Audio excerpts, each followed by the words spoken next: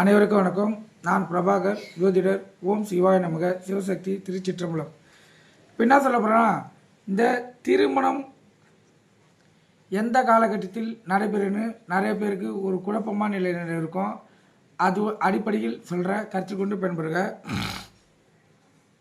அது ஆணாக இருந்தாலும் பெண்ணாக இருந்தாலும் திருமணம் நடைபெறும். பார்த்தீங்கன்னா தசாபதி வந்துச்சுன்னா நடைபெறும். இப்போ பார்த்தீங்கன்னா 7ஆம் அதிபதி தசை அல்லது புத்தி ஏற்பட்டால் திருமணம் நடைபெறும். அதே போல் 2ஆம் அதிபதிய புத்தி தசையில் திருமணம் நடைபெறும்.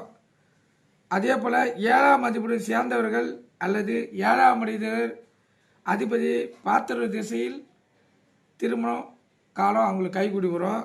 அதே போல் 7ஆம் அதிபதி ராசியில் எந்த வீட்டில் இருக்கிறாரோ அந்த வீட்டு அதிபதி திசையிலும் திருமணம் கைகூடி வரும். 7ஆம் அதிபதி நின்ற நவாம்ச அதிபதி திசையிலும் திருமணம் கைகூடும். 2ஆம் அதிபதி நின்ற ராசியின் அதிபதியிலும் திசையில் திருமணம் கைகூடும். 9ஆம் அதிபதி திசையில் 10ஆம் அதிபதி திசையிலும் திருமணம் கைகூடும். இதெல்லாம் திருமணம் நடக்கக்கூடிய அமைப்பு.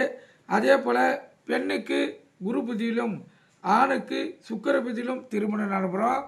இது 100% பொருந்தக்கூடிய விதி, கருத்தில் கொள்ளுங்கள்.